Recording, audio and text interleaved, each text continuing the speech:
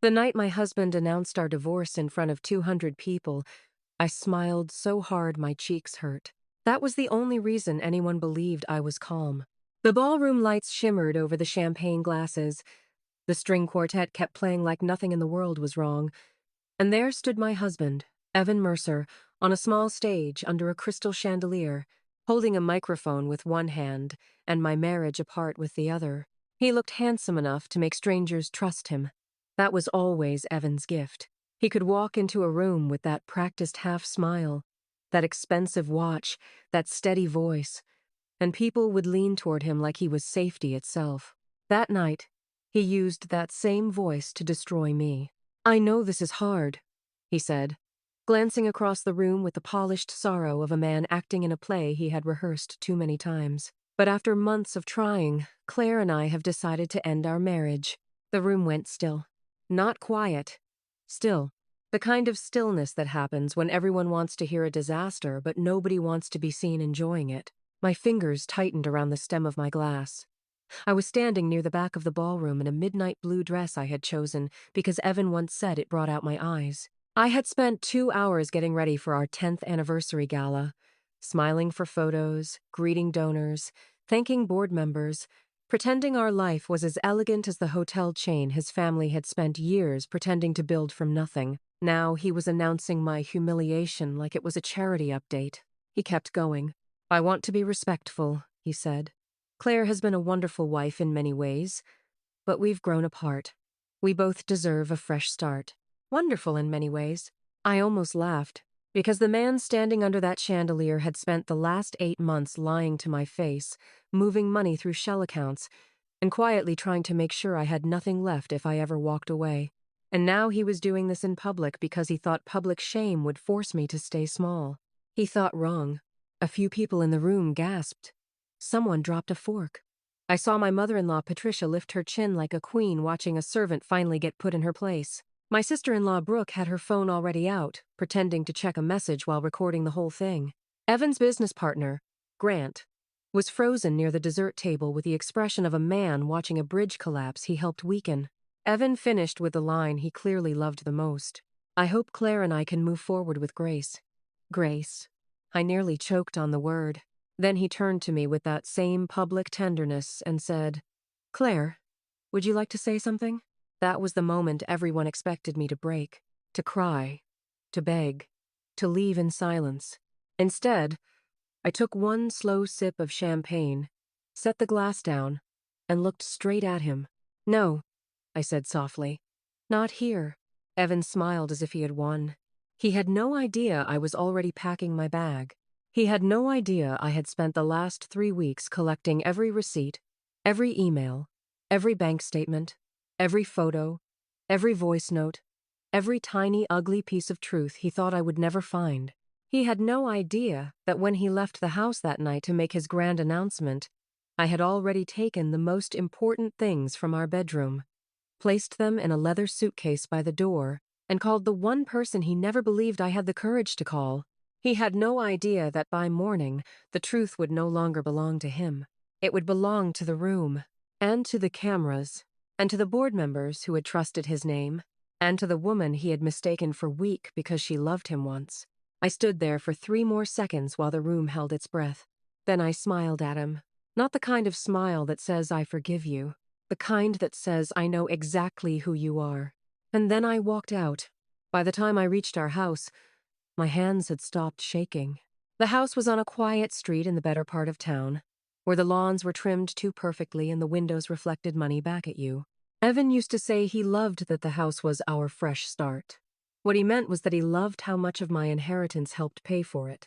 I let myself in through the garage and stood in the kitchen for a moment, listening to the silence.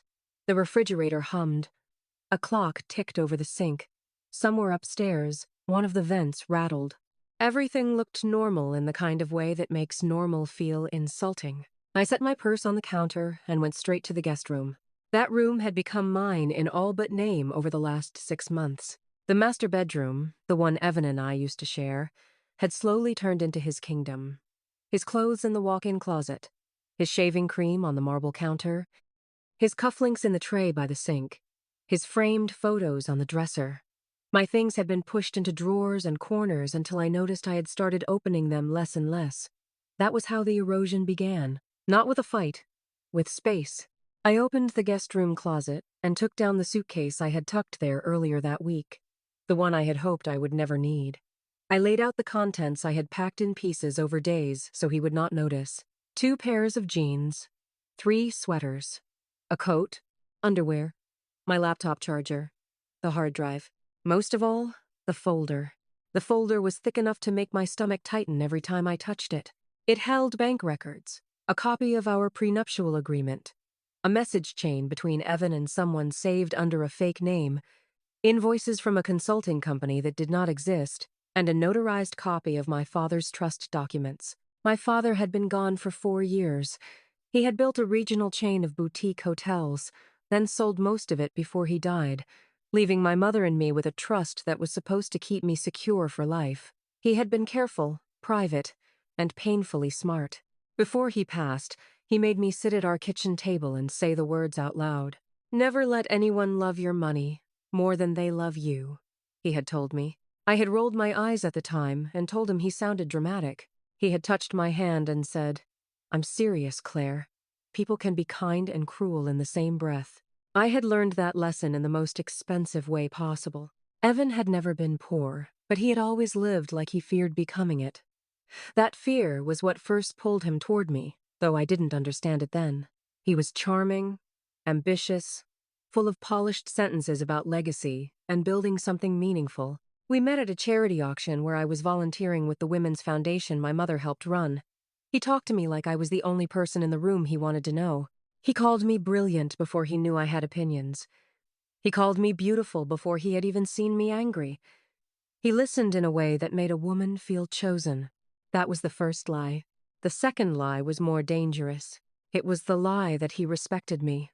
I zipped the suitcase closed and carried it downstairs.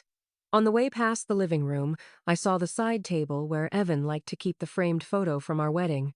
I had once loved that picture. In it, I was laughing because he had whispered something ridiculous in my ear. His hand rested at the small of my back. My mother stood behind us, glowing with pride. My father was already gone by then, but his empty chair at the reception had been marked with white roses. Now, looking at that photo, all I could see was how often I had mistaken performance for devotion. I set the suitcase by the front door and went into the study.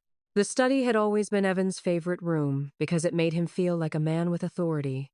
Dark shelves, heavy desk, leather chairs, neat stacks of files he moved around to look important. My father's old desk lamp had been placed there after we bought the house, and I remembered Evan telling me it made the room feel historic. It had made him feel historic. That was different. I opened the bottom drawer of the desk and took out the envelope I had hidden behind tax records. Inside was a USB drive and a handwritten note from my attorney. "Call me the second you're ready." That was all it said. I was reaching for my phone when it buzzed in my hand. "Evan." I stared at his name for a second, then answered. "Where are you?" he snapped. The calm man from the ballroom already stripped away. "You walked out in front of everyone." "I went home," I said. "Good. We need to talk." "Yes," I said. "We do." There was a pause. I could hear noise in the background, music and voices, like he was still at the gala pretending the world was not cracking around him. "You embarrassed me," he said. I laughed once, but there was nothing funny in it. "You announced our divorce in public, and I embarrassed you?" I was trying to do this with dignity. "No," I said. "You were trying to control the story," he exhaled sharply. "Claire, don't make this harder than it has to be." That was when I knew he still thought I would fold. He still thought I would worry about appearances, about gossip, about the way our lives would look if they got messy. He still thought I was the woman who had lowered her voice in family meetings, who had smiled through his mother's digs, who had said yes too many times because saying no felt like dropping a plate in a silent house. "Come home," he said. "We'll discuss this like adults." I looked at the suitcase by the door. "No," I said. "I already packed." The line went quiet. Then he said, more carefully now, "What does that mean?" "It means," I said, "I'm done pretending not to see what you've been doing." Another pause. When he spoke again, his voice had changed. "Claire, If this is about money, I cut him off. You should stop saying my father's name like you deserve to carry it. That time, he didn't answer immediately. I could almost see the thoughts rearranging in his head. The slight panic. The calculation. The question he would never ask directly because directness required honesty. "What have you done?" he asked. I looked toward the dark window above the sink, and in the reflection I saw my own face, pale and steady. "Nothing you didn't deserve," I said. "I'll see you in the morning." Then I hung up. I didn't sleep that night. I sat at the kitchen table with a mug of tea gone cold in front of me, and the folder spread open like a set of wounds. Around midnight, my attorney, Natalie Chen, arrived with a legal pad in one hand and coffee in the other. Natalie was the kind of woman who made people sit up straighter without ever raising her voice. She had sharp eyes, an even sharper memory, and a way of saying, "I told you so," without using the words. She had once handled my mother's estate and had become, over time, the closest thing I had to a shield. She came in, set the coffee on the table, looked at the suitcase by the door, and said, "So he finally did it." He announced the divorce in front of everyone. Natalie stared at me for a second. "Publicly?" I nodded. She closed her eyes for one slow beat, then opened them again. "He's more desperate than I thought." That was not reassuring. I handed her the folder. She spent the next hour reading in silence while I paced the kitchen, then sat, then paced again. Finally, she looked up and said, "He forged your signature on 3 internal transfers." I sank into the chair across from her. She kept going. "Not only that, but he used a consulting vendor that doesn't appear to have a legitimate office. Funds were moved through an entity registered under a different state. He's been moving money in a way that suggests he knew exactly what he was doing." I closed my eyes. "How bad?" Natalie tapped a page with one polished finger. "Bad enough that if he thought he could force you into a quiet divorce, he was counting on you, not checking the numbers." My father's warning rang in my ears. People can be kind and cruel in the same breath. "He said we'd grown apart," I whispered. Natalie gave me a look so dry it almost counted as mercy. "Men like Evan call it growing apart when they've already spent months digging under the house." I should have laughed. Instead, I felt something tighten in my chest. "Why now?" I asked. "Why make the announcement in public?" Natalie leaned back. "Because public humiliation is often a move of someone trying to control leverage. If he paints you as emotionally unstable or difficult, he can frame the split as mutual, keep the board calm, and buy time. And if I fight, then he loses control of the story." I stared at the papers.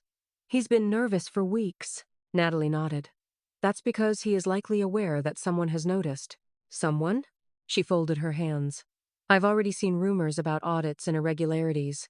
Grant Hollis, his partner, has been talking to people. Not openly. Carefully. Too carefully." That made my stomach drop. Grant had been Evan's closest ally since they were in their 20s. He was the one who had helped him build Mercer Hospitality Solutions, the management company that oversaw their family hotels, and the one who had always smiled too much during dinners and golf events. The kind of man who said family a lot while never actually acting like one. "If Grant turns," I said. "Evan is finished." "Maybe," Natalie said. "But Grant only turns when he feels the floor moving under him. Meaning there's more. There was more. There was always more." Natalie pointed to the trust document. "This is what protects you." I looked down at the pages my father had left behind. The trust was structured so that my inheritance remained separate from the marital business, and any use of my funds required my explicit sign-off. Evan had spent 3 years acting like that didn't matter, because he believed that if he treated my money like our money long enough, everyone else would start to believe it too. "What does he think he's getting?" I asked. Natalie's mouth tightened. "Control, reputation, access. Maybe a clean exit before anything becomes criminal."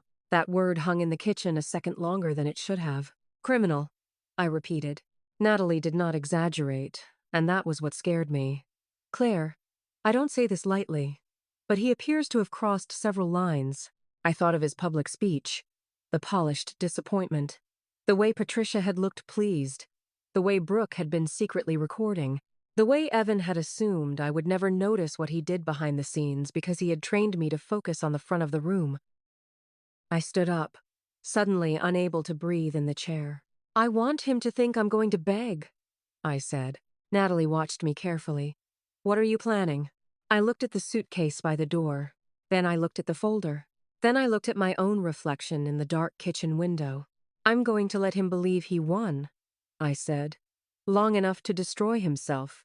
The next morning, Evan sent flowers. White roses.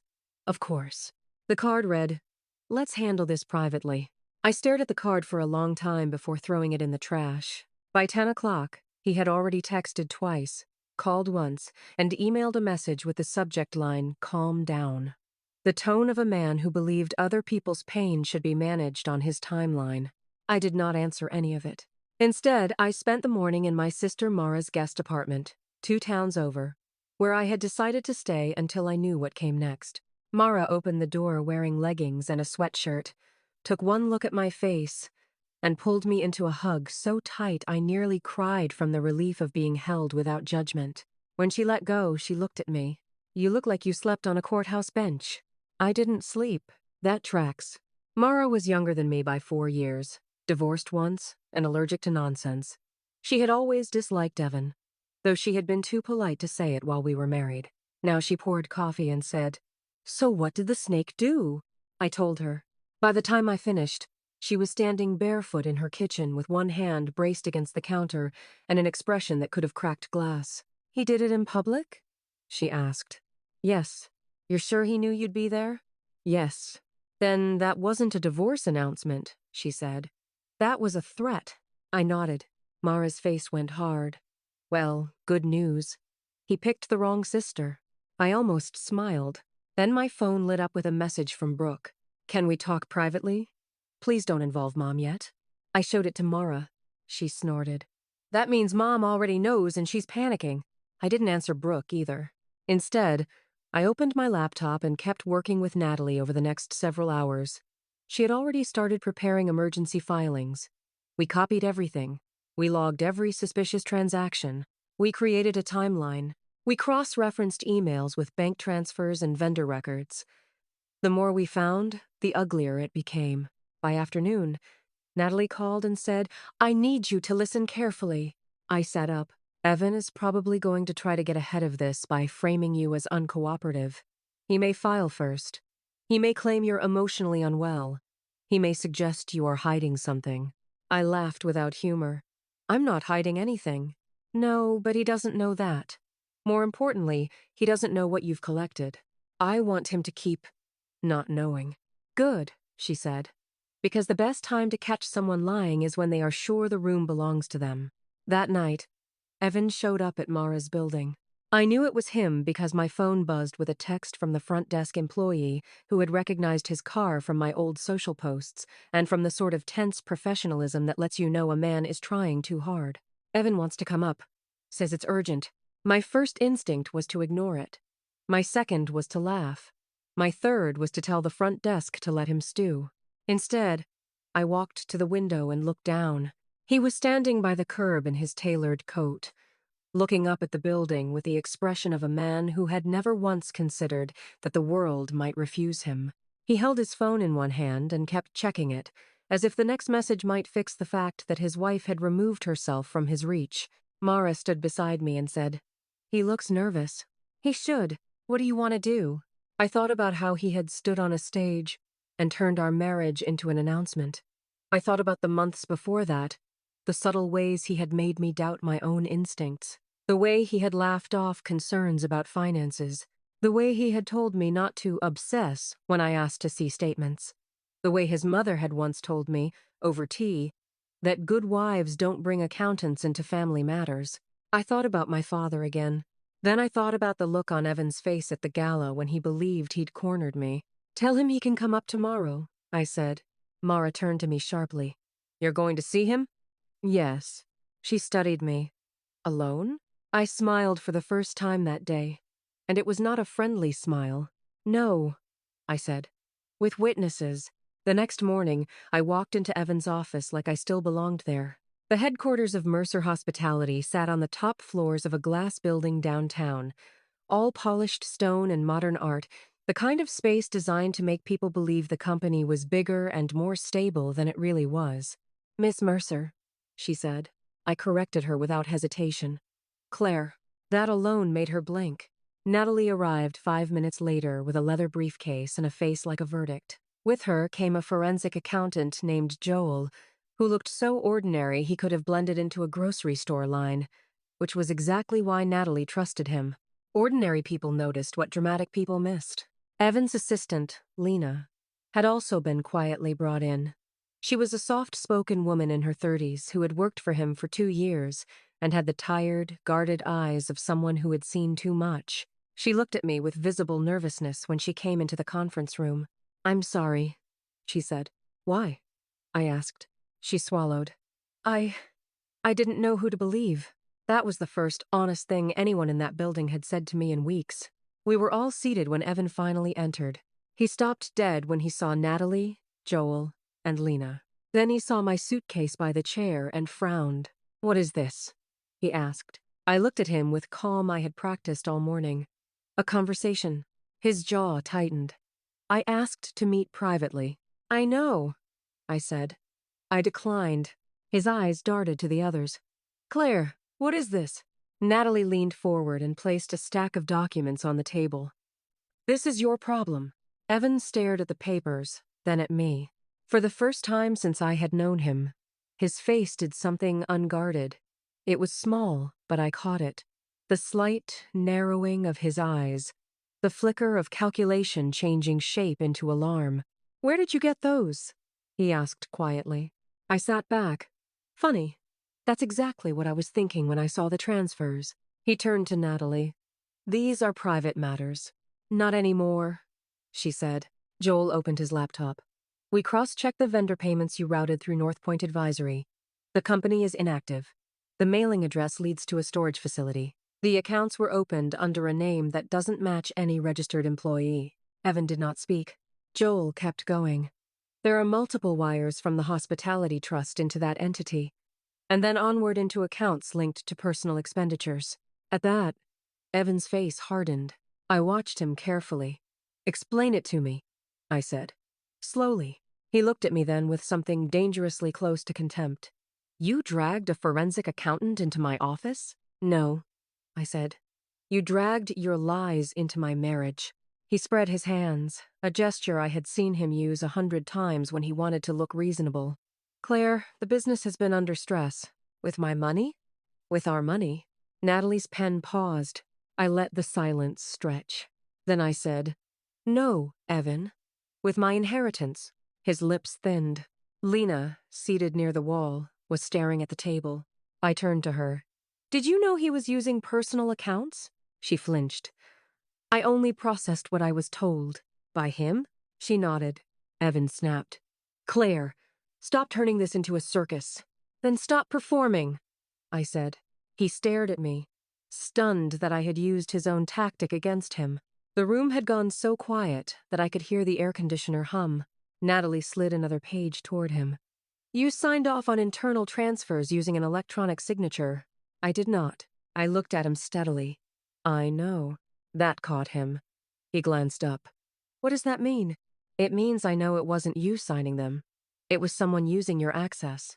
His expression changed by a fraction. I saw it. Natalie saw it. Yule saw it. Lena saw it too, and her eyes went wide. Evan said nothing, which was answer enough. I stood slowly and crossed the room to the window behind his desk. The city stretched below us, bright and indifferent. When you stood in front of all those people last night, I said, and told them we were divorcing, you thought you were taking control back. His voice was lower now. This is not the place. This is exactly the place, I said, because you wanted the audience. He looked at the others, then back at me. Claire, we can negotiate. There it is, I said quietly. The real you. He frowned. You always say that when you're caught, I continued. Negotiate. Reframe. Adjust. Protect the brand. Protect the future. Protect yourself. He took a step toward me, dropping the polished act. You have no idea how this works. I laughed, and this time the sound was real. That's funny, because I'm the one who finally figured out how it works. Natalie opened another file and turned it around. Inside were copies of messages. Not all of them, just enough. Evan's face went blank. One of the messages was from a phone registered to a number he thought he had hidden. It read, "Once the divorce is public, she'll be too embarrassed to push. We move the rest quietly. I want the trust stabilized before year-end." Another read, "She still thinks it's about the board. Let her." He reached for the file, but Natalie pulled it back. Then I turned to Lena. "Would you like to tell him what you told me this morning?" Evan whipped around. "You spoke to her?" Lena's hands were shaking. I felt sorry for her then, because unlike him, she looked like someone who had gotten trapped in a story she didn't write. "I found the cash advances," she said in a small voice. "The ones you told me to mark as travel." Evan stared at her. She went on before he could interrupt. "And the duplicate invoices. And the dinner charges at restaurants you said were client meetings." His face sharpened. "Lena," she swallowed. "You said everything was temporary." It was a tiny sentence, but it landed like a stone. Temporary. That was what men like him always called theft when they hoped the room would keep the words soft. Natalie spoke in the steady voice of someone reading the law as it lived in the real world.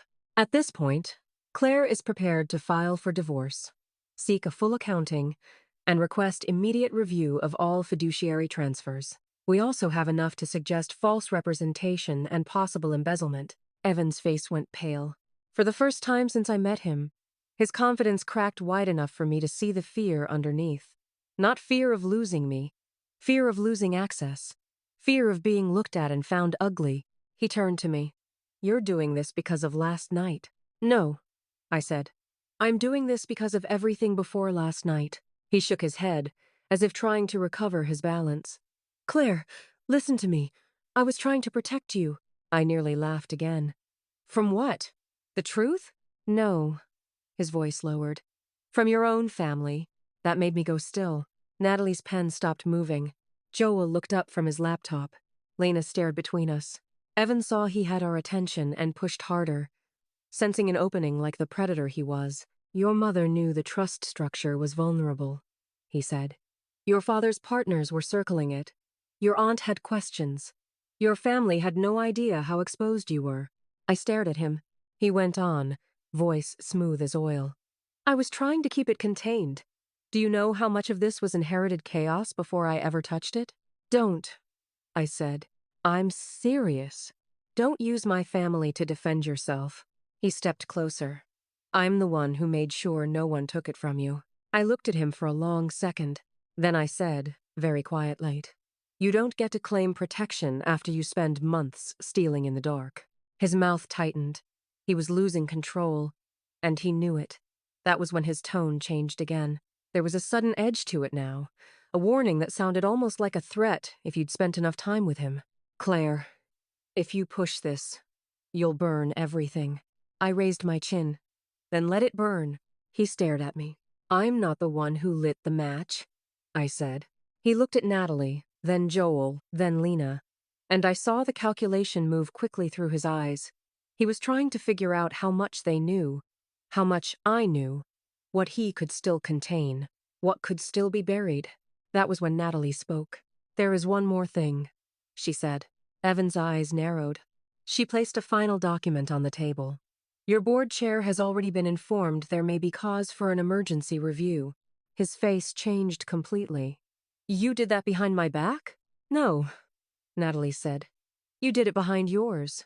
He turned to me, and for a second there was no mask left at all. Just a man, cornered by his own arrogance. "You think this makes you powerful?" he said. I looked him dead in the eye. "No, I think this makes me free." He actually laughed then, but it sounded broken. "Free? You think walking away is freedom?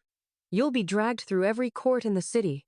My mother will make sure of it. The board will make sure of it. You'll lose access to everything." I took one step closer to him, then another, and when I spoke, my voice was calm enough to frighten him. "Your mother already knows I talked to the trustee in my father's estate. She already knows the trust was never yours to touch. The board knows I have the paperwork. And if you try to drag me through court with lies, I have the messages, the signatures, the transfers, the witnesses, and the audit trail." For the first time, his breathing changed. He opened his mouth, then shut it again. I saw the moment he understood that I had not merely discovered his deception. I had built a map out of it. He stared at me like he was seeing me for the first time. And maybe he was. Maybe he had never actually looked at me, only through me, as a doorway, a signature, a key. I picked up my suitcase. I packed my bags last night after you humiliated me in front of everybody, I said. I didn't cry. I didn't beg. I didn't call to ask what you were thinking. I sat down and I finally asked the only question that mattered. He said nothing. What else have you lied about? I asked. The room felt like it folded inward. He looked at the floor, and that was all I needed. Because the silence was louder than any confession. Natalie stood. We're done here. Evan looked up, desperate now. Claire. I paused at the door. He said my name again, softer this time. And it would have worked once. I knew it would have. That was the tragic part of love. It gives people access long after they've lost the right. I turned back. He was trying to find me inside the version of myself he had created. The woman who forgave too quickly. The woman who wanted peace so badly she'd pay for it with her own dignity. He was still searching when I said, You told the room you were divorcing me because we'd grown apart. But the truth is, Evan, you started losing me the moment you decided my trust was a resource you could spend. His face twitched. I hope, I added, that what comes next is worth it. Then I walked out. The weeks that followed felt unreal, real like life had been stripped of its glossy filter and left raw. The press got hold of the divorce story because by then the board review was public, and once people sense blood in polished water, they don't stop to ask questions. The story that had once belonged to Evan became a list of irregularities, a sudden leadership crisis, and a family split no one could entirely explain. He tried to control it at first, of course. He gave one interview, then another. Both times he sounded less like a man defending himself and more like a man rehearsing in a mirror. He told people he was shocked by my reaction. He told people I had become distant in recent months. He told people he had been carrying the burden of the business alone. But the documents did what his voice could not. Money does not care how charming you are. A forged signature does not care how your mother raised you. A hidden transfer does not care how many times you say the word family at a dinner table. And when the auditors dug deeper, they found more. Not just one set of transfers, several. Not just one fake vendor, multiple. Not just one hidden account. Enough to make everyone in the room at the gala remember the stillness in their own faces when he announced the divorce, as if he were some noble man choosing honesty. The most satisfying part was that he had done it in public because he wanted the story to belong to him. Instead, public meant witnesses. Witnesses meant evidence. Evidence meant consequences. Patricia called me from a number I almost didn't answer. I did answer, mostly because I wanted to hear what she would sound like after the world stopped admiring her son. Her voice was tight and carefully composed. Claire, Patricia. She inhaled as if preparing for a speech. I think it would be best if we met. I almost smiled. Why? Because this situation has gone far enough. What situation? I asked. The divorce? The accounting issue? Or the part where your son lied to my face while you watched? There was a pause. Then she said the words I had never expected to hear from her. He told us it was under control. There it was. Not apology. Not accountability. Not love. Only the oldest sentence in the world spoken by people who enjoy the benefits of cruelty without wanting the guilt of it. He told us it was under control. I laughed then, softly and bitterly. Patricia did not like that. Claire, you know how stressful business can become. Families say things they don't mean. Did he mean the divorce announcement? I asked. Because he looked very sincere. She went silent. When she spoke again, the queenly edge was gone. Please don't destroy him. I stared at the phone for a moment, surprised by the simplicity of her request. Then I said, he did that to himself. Claire? No, I said. You don't get to ask mercy from the woman you helped humiliate after spending years telling her to be quiet. I ended the call before she could answer. Brooke called next. She cried. She said she had been angry at me because she thought I was cold. She said she had never known the full extent. She said Evan had made everything seem temporary, manageable, private. I heard a lot of people use that word around him after the fact. Temporary, manageable, private. They were the words of people who liked the shape of a lie until they were forced to live inside it. Brooke eventually admitted something that mattered. He said if you ever found out, you'd be too embarrassed to fight. She whispered over the phone. I closed my eyes. That was the part that hurt the most. Not because it was clever, but because it was so revealing. He had not believed I was weak. He had believed I was trained. Trained by the marriage. Trained by the silence. Trained by family dinners and polished apologies and all the tiny concessions that make a woman easier to control. He thought embarrassment was a lock.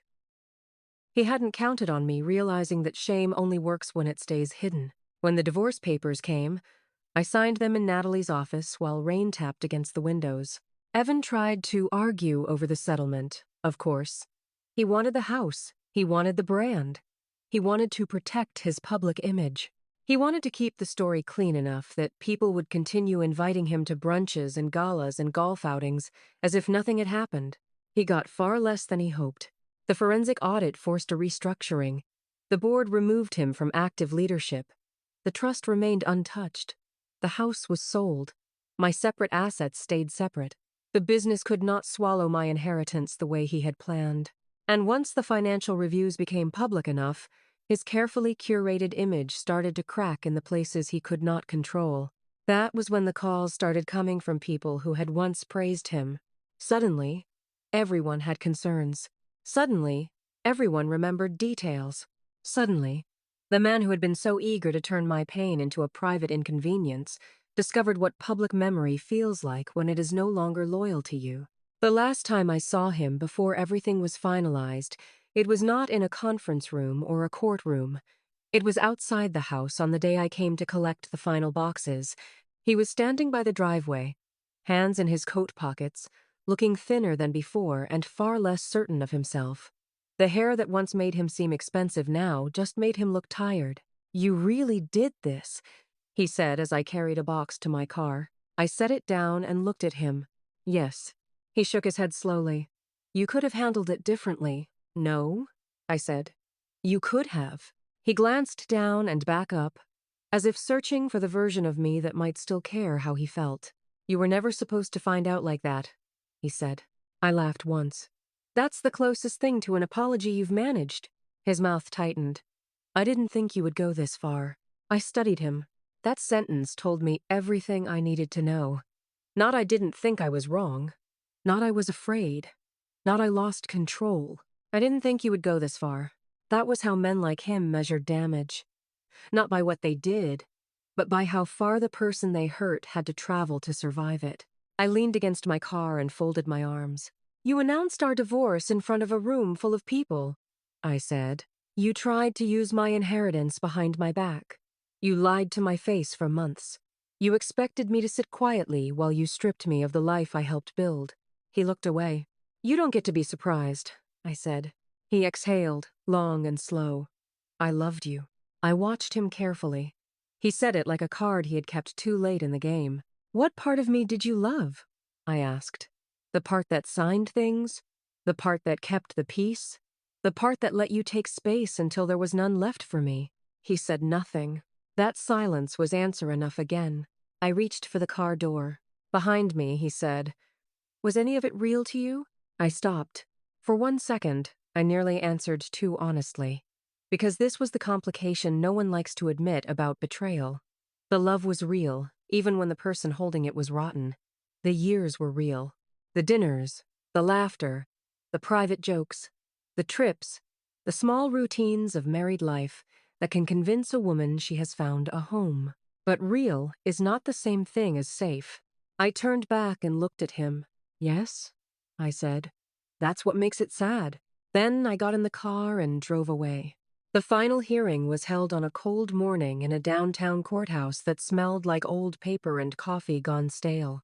Evan sat across the room from me wearing a suit that looked too expensive for a man claiming he had nothing to hide. His lawyer was talking in a low voice. Patricia sat 2 rows behind him with a rigid posture and a face that had lost the look of a woman who could outrun consequences. Brooke was there too, pale and miserable, holding tissues in her lap and staring at the floor. Natalie sat beside me with her notes arranged in precise stacks. When the judge reviewed the evidence, there were no dramatic speeches, no theatrical reveals. Real justice is rarely loud in the way people think it will be. It is measured, procedural, dull to anyone who is hoping for shouting. But I knew what each line meant. The unauthorized transfers, the misuse of fiduciary access, the false documentation, the board's removal recommendation, the settlement adjustment, the protection of my separate assets, the formal review into Evan's conduct. Every item read aloud was a door closing.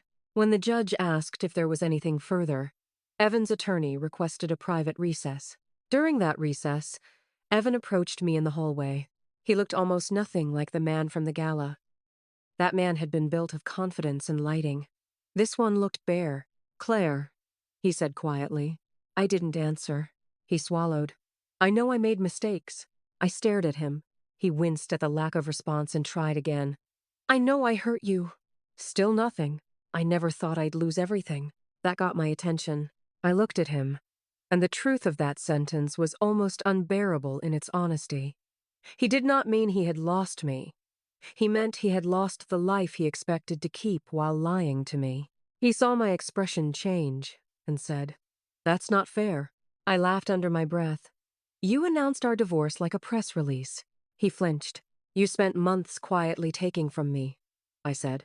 "And now that the room knows, you want fairness?" His eyes darted away. Then he said the one thing I did not expect. "My mother pushed for it." I stared at him. He rushed on, as if relieved to place the ugliness somewhere else. "She thought your money should stay tied to the company. She thought if you were made to feel uncertain, you'd agree to a different structure. She said it would be easier if the split looked mutual." The hallway seemed to tilt. I had expected many things from that family, but not that. Not because Patricia was kind. She wasn't. I had known that. But to hear Evan admit that his mother had helped shape the public humiliation, that she had chosen appearances over decency, was still like learning the floor beneath a room was hollow. I asked, "And you let her?" He didn't answer. Of course he hadn't. That was always the real answer. Men like Evan and women like Patricia don't need to agree on cruelty. They only need to agree on what they can deny afterward. Natalie came up beside me, sensing the shift in my face. "Claire?" I looked at Evan one last time. He looked small now. Not harmless. Never harmless. But small in the way people become when the story they controlled starts telling the truth without them. "I hope," I said, "that you understand the difference between losing me and losing your advantage." He did not respond. The hearing resumed. The ruling went mostly in my favor. Afterward, the story hit the news in pieces. Not because I wanted it there, but because people like Evan had built their lives on the belief that if they kept things polished enough, nobody would ask where the shine came from. When the shine came off, they had no language left. He lost the board seat. He lost the leadership role. He lost the image of the man who could stand under a chandelier and announce a divorce like a heroic sacrifice. He did not go to prison, not in the dramatic way fiction likes to promise. Real consequences are slower and more embarrassing than that. He faced civil penalties. He faced professional ruin. He faced the humiliation of being known by people who could no longer pretend not to know him. He spent months trying to repair what should never have been broken in the first place. Patricia retreated from public life. Brooke eventually apologized in person, not because she had the power to fix anything, but because she finally understood that staying silent while someone does harm is a choice, too. And me? I got quieter for a while. Not smaller. Quieter. There is a difference. I sold the house. I moved into an apartment near the river with a view of a bridge that lit up at night. I kept my father's desk lamp. I kept the books he had underlined. I kept the trust. I kept my name. I kept the part of myself that had once believed love should make life wider, not narrower. About 6 months later, I started visiting the women's foundation my mother had helped run before she died. I had once been too busy being a wife to sit on the board properly. Now I had time, and a very different understanding of what safety should mean. We expanded our legal support fund for women leaving complicated marriages. We offered accounting reviews for those who needed them. We helped with housing, counseling, and planning. Not because every story was the same, but because too many women had been taught to apologize before they were even sure what had happened to them. One afternoon, while I was leaving the foundation office, I saw a familiar face in the lobby. Lena, Evan's former assistant. She looked nervous to see me, then relieved when I smiled. "I was hoping you'd still work here," she said. I laughed softly. "I do now." She glanced down, then back up. "I found another job. That's good." She hesitated, then said, "I wanted to thank you." "For what?" "For not making me the enemy." I studied her a moment. She was twisting the strap of her bag between her fingers like she was bracing for rejection. "You were not the enemy," I said. "You were someone who got pulled into a story you didn't write." Her eyes filled, but she blinked the tears back quickly. I knew something was wrong. I just didn't know how wrong. "You know now." She nodded. Then she said something that stayed with me for a long time. "He always acted like the person who found out last was the person who should feel ashamed." I looked at her carefully. That was exactly how he had made me feel for years. Late to my own life. Silly for noticing. Difficult for asking. Emotional for being right. "Well," I said gently, "he was mistaken." A week later, I received a letter from Patricia. Not a phone call. A letter.